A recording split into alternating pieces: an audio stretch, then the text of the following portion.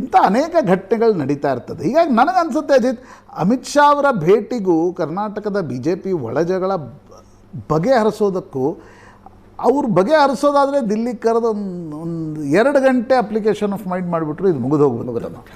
But ನನಗೆ ಇತ್ತೀಚಿನ 10 ದಿನಗಳಲ್ಲಿ ಈ DK ಶಿವಕುಮಾರ್ ಈಶಾ ಫೌಂಡೇಶನ್ಗೆ ಹೋಗಿ ಬಂದ ಮೇಲೆ ಅನ್ನಿಸ್ತಾ ಇರತಕ್ಕಂಥದ್ದು, ಅಂದರೆ ಈಗ ರಿವರ್ಸ್ ಲಾಜಿಕನ್ನು ಹಾಕಿ ನೋಡಿ ನೀವು. ನಾವು ಇಷ್ಟು ದಿನ ಕನ್ವೆನ್ಷನಲ್ ಲಾಜಿಕನ್ನು ಹಾಕಿ ನೋಡ್ತಿದ್ದೀವಲ್ಲ, ನೀವು ಪೊಲಿಟಿಕ್ಸ್ನಲ್ಲಿ ಕೆಲವೊಂದು ಸಲ ರಿವರ್ಸ್ ಲಾಜಿಕನ್ನು ಹಾಕಿ ನೋಡಿ. ಈಗ ಜಗಳ ಬಗೆಹರಿಯತ್ತೆ ಅದೊಂದು ಚರ್ಚೆ ಬೇರೆ. ಇಷ್ಟೊಂದು ಪವರ್ಫುಲ್ ಹೈಕಮಾಂಡ್ ಯಾಕೆ ಜಗಳವನ್ನು ಬಗೆಹರಿಸ್ಲಿಕ್ಕೆ ಹೋಗ್ತಾ ಇಲ್ಲ? 2 ಕಾರಣಗಳಿರ್ಬೋದು. ಜಗಳ ಬಗೆಹರಿಸಿದ್ರೂ ಏನೋ ಭಾಳ ದೊಡ್ಡ ಲಾಭ ಆಗುತ್ತೆ ನಮ್ಗಂತ ಅನ್ನಿಸ್ತಾ ಇಲ್ಲ. ಈಗಲೇ ನಾವು ಯಾಕೆ ಇವ್ರ ಕೈ ಹಿಡಿಬೇಕಾ ಅವ್ರ ಕೈ ಹಿಡಿಬೇಕಾ ಅನ್ನೋದನ್ನು ಡಿಸೈಡ್ ಮಾಡಬೇಕು. ಲೆಟ್ ಕಾಂಗ್ರೆಸ್ನ ಒಳ ಜಗಳ ಏನಿದೆ ಅದಕ್ಕೊಂದು ಬಾಯ್ಲಿಂಗ್ ಪಾಯಿಂಟಿಗೆ ಬರಲಿ. ಆವಾಗ ಅದರಲ್ಲಿ ನಮಗೇನಾದರೂ ಲಾಭ ಉಂಟಾ ನಷ್ಟ ಉಂಟಾ ಅಂತಕ್ಕಂಥದ್ದು ಗೊತ್ತಾಗತ್ತೆ. ಆಗ ಅವಶ್ಯಕತೆ ಬಿದ್ದಂಗೆ ಕರ್ನಾಟಕದ BJP ಜಗಳ ಬಗೆಹರಿಸೋಣ ಅನ್ನುವ ನಿಷ್ಕರ್ಷೆಗೆ ಬಂದಿದ್ದಾರಾ ಅಂತಕ್ಕಂಥದ್ದು. ಈಗ ನೋಡಿ, ಮಾರ್ಚ್ 21, 22, 23 ಇಲ್ಲಿ RSSನ ಅಖಿಲ ಭಾರತೀಯ ಪ್ರತಿನಿಧಿ ಸಭಾ ಬೈಠಕ್ ನಡೆಯುತ್ತೆ ಚೆನ್ನೈನಹಳ್ಳಿಯಲ್ಲಿ. ಆಗಲೂ ಕೂಡ ಬಹುತೇಕ ಎಲ್ಲ BJP ನಾಯಕರು, RSS ನಾಯಕರು ಇಲ್ಲಿ ಬರ್ತಾರೆ. ಆ ಒಂದು ಸಂದರ್ಭದಲ್ಲಿ BJP ರಾಷ್ಟ್ರೀಯ ಅಧ್ಯಕ್ಷರ ಆಯ್ಕೆ ಆಗಬೇಕು.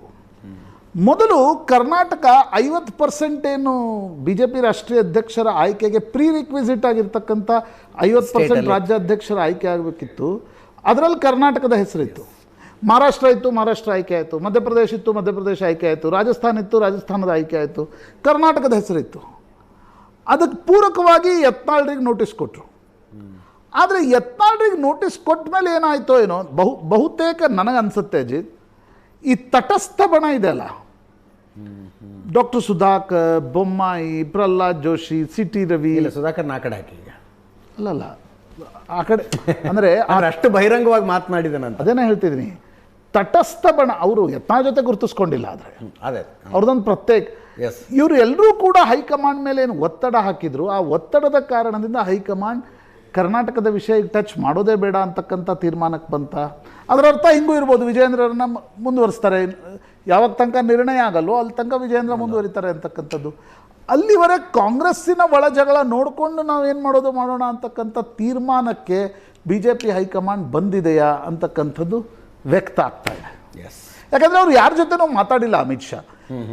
ಸಂಸದರ ಜೊತೆ ಮತ್ತು ಆ ಸಂಸದರ ಸಭೆ ಸಂದರ್ಭದಲ್ಲಿ ಏನೊಂದು 2 ಜೊತೆ ಮಾತಾಡಿದ್ ಬಿಟ್ರೆ, ಅದಾದ್ಮೇಲೆ ಅಮಿತ್ ಶಾ ಅವರು ಎಲ್ಲೂ ಕೂಡ ಇದ್ರ JP ನಡ್ಡಾ 2-3 ಸಲ ಮಾತಾಡಿದ್ದಾರೆ. ಹೌದು, ರಾಧಾ ಮೋಹನ್ ದಾಸ್ ಅಗರ್ವಾಲ್ ರನ್ನ ಕರೆದು ತರಾಟೆಗೆ ತೆಗೆದುಕೊಂಡಿದ್ರು, ಅವರು ಮಾತಾಡಿದ್ದಾರೆ. ಆದರೆ ಅಮಿತ್ ಶಾ ಇಲ್ಲಿಯವರೆಗೆ ಕಳೆದ 1-1.5 ತಿಂಗಳಿಂದ ಮತ್ತೆಲ್ಲೂ ಕರ್ನಾಟಕದ ವಿಷಯದ ಬಗ್ಗೆ ಅವರು ಚರ್ಚೆ ಮಾಡಿಲ್ಲ. That is a fact.